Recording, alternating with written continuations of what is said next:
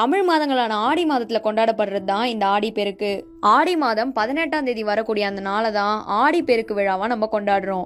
ஆடி மாதம் 18ஆம் தேதி அன்னைக்கு, அதாவது ஆடி பெருக்கு அன்னைக்கு புதுசா கல்யாண தம்பதியினர் தான் கட்டியிருக்க தாலியை கழட்டிட்டு புது தாலி கட்டிப்பாங்க. இந்த தாலி மாற்றக்கூடிய இந்த சடங்கு சம்பிரதாயங்கள் இன்னைக்கு வரைக்கும் நடந்துட்டு இருக்கு. இது எதுக்காக நடக்குதுன்னு கேட்டீங்கன்னா பல பேருக்கு இத பத்தின விஷயம் தெரியாது. இந்த தாலி மாற்று சடங்கு எதுக்காக நடக்குது, இந்த ஆடி பெருக்கு விழாவை நம்ம எதுக்காக கொண்டாடுறோம், ஆடி பெருக்குன்னா என்ன, இந்த மாதிரி பல விஷயங்களை இந்த வீடியோல பார்க்கலாம். புராணப்படி காவேரி கரையை ஆண்ட அக்னியில் பிறந்த ருத்ர வன்னிய மகாராஜா அப்படின்ற அரசர் ஆடி மாதம் முதல் நாள் அன்னைக்கு இலங்கைக்கு போருக்காக போறாரு. போருக்கு போறதுக்கு முன்னாடி அவர் தன்னோட மனைவி கிட்ட, போருக்கு போன எனக்கு என்ன ஆயிடுச்சுன்னு நீ தெரிஞ்சுக்கணும்னா வீட்டுல ஒரு காமாட்சி அம்மன் விளக்கு ஏத்தி வைன்னு சொல்றாரு. அது மட்டும் இல்லாம இந்த போருக்கு என் கூட ஒரு நாயை கூட்டிட்டு போறேன், ஒருவேளை எனக்கு ஏதாச்சும் அசம்பாவிதம் நடந்துருச்சுன்னா இந்த நாய் திரும்ப உங்ககிட்ட வந்துரும்னு சொல்லிட்டு கிளம்புறாரு. ஆனா அவர் போன கொஞ்ச நேரத்திலேயே அவங்க ஏத்தி வச்ச விளக்கு அணைஞ்சு போயிடுது. அவர் போருக்கு போற வழியில இருந்த காவேரி ஆறுல வெள்ளம் பெருக்கெடுத்து ஓடுனதுனால அந்த நாயால அந்த கரையை கடக்க முடியல.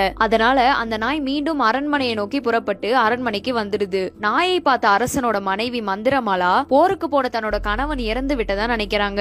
அதுக்கப்புறமா ஊரை கூட்டி நடந்த விஷயத்தெல்லாம் சொல்லி விதவைக்கான சடங்குகளான பூ பொட்டு இவற்றையெல்லாம் அகற்றி எல்லா சடங்குகளையும் செஞ்சு முடிக்கிறாங்க.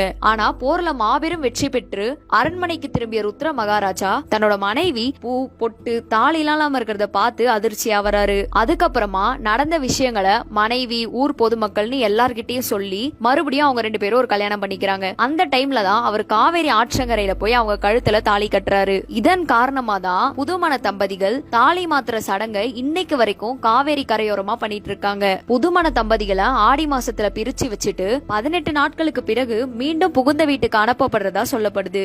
ஆடி மாதத்துல புதுமண தம்பதிகளை 18 நாட்களுக்கு பிரித்து வைக்கிறதுக்கான ஒரு சயின்டிபிக் ரீசனும் இருக்கு. ஆடி மாதத்துல தம்பதிகள் ஒன்று சேர்றப்போ வெயில் அதிகமா இருக்க சித்திரை மாசத்துல குழந்தை பெறத்துக்கு வாய்ப்பு இருக்கிறதுனால, சித்திரை மாதத்துல அடிக்கிற வெயிலோட உஷ்ணம் குழந்தைகள் அதிகமா தாக்குன்றதுனாலயும் ஆடி மாசத்துல கணவனையும் மனைவியும் பிரிச்சு வைக்கிறதாவும் சொல்லப்படுது. இந்த ஆடி பெருக்க கொண்டாடுறதுக்கு இன்னொரு காரணமும் சொல்லப்படுது. அதாவது மகாபாரதத்துல இறந்து போன வீரர்களை நினைவு கூர்ற நாளாவும் ஆடி பெருக்கு இருக்கு. இதையும் ஒரு காரணமா சொல்றாங்க. ஆடி 1 முதல் ஆடி 18 வரை போர்க்காலம்னு சொல்லுவாங்க. இந்த காலகட்டத்துல எந்த ஒரு நல்ல காரியங்களையும் செய்யக்கூடாதான். பொதுவா யாருமே அந்த நாட்கள்ல நல்ல காரியங்களை செய்ய மாட்டாங்க. எந்த ஒரு நல்ல விஷயத்தையும் தொடங்க ஒரு சிறப்பான நாளாக ஆடி 18 சொல்றாங்க.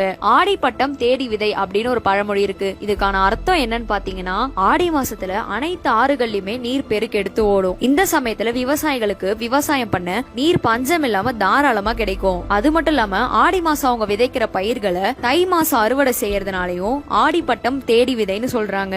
ஆடி 18 அப்படின்ற ஒரு பேர் இதுக்கு எதுக்கு வந்தது, இந்த நாளுக்கும் இந்த பெயருக்கும் என்ன தொடர்பு அப்படின்னு பாத்தீங்கன்னா, காவேரி, பெண்ணை, பொருணை இந்த 3 ஆறுகளையும் ஒன்னா வழிபடுற ஒரு நாளாக இந்த ஆடி 18 கொண்டாடுறதா ஒரு தகவல் நமக்கு இருக்கு. இன்னொரு தகவல் என்ன சொல்றாங்கன்னா, அந்த காலகட்டத்துல காவேரி ஆற்றுல நிறைய தண்ணீர் போகும்போது படிக்கட்டுக்கு கீழே தான் தண்ணீர் போகுமா. ஆனா இந்த ஆடி மாசம் வந்தா மட்டும் நீரோட வெள்ளம் பெருக்கெடுத்து படிக்கற்கள் மேலையும் வருமா. இதனால ஆடி மாதத்துல வெள்ளம் பெருக்கெடுத்து வர்றதுனால ஆடி பெருக்குன்னு பெயர் வந்ததாவும் சொல்றாங்க. இந்த மாதிரி பல காரணங்கள் இந்த ஆடி 18க்கு ஆடி பெருக்குன்னு பெயர் வந்ததுக்கு காரணமா இருக்கு. இந்த நாள் ரொம்ப விசேஷமான நாளா. நிறைய கிராமங்கள்ல ஆடி மாசம் அம்மன் கோயிலுக்கு கூழ் ஊத்தி வழிபடுவாங்க. இன்னைக்கும் பல ஊர்கள்ல இந்த ஆடி பெருக்கு அன்னைக்கு திருவிழாக்கள் நடந்துட்டு இருக்கு. இந்த நாள்ல நம்ம எந்த ஒரு விஷயத்தை தொடங்கினாலும் அது அமோகமா போகுன்றது நம்ம முன்னோர்கள் காலத்துல இருந்து தொடர்ந்துட்டு வர நம்பிக்கை. ஆடி பெருக்கு நாள்ல மனசுல நல்லதை நினைச்சுக்கிட்டு இறைவன் கிட்ட மத்தவங்களுக்கும் சேர்த்து வேண்டிக்கிறது தான் நம்ம முன்னோர்கள் வழக்கமா வச்சிருக்காங்க.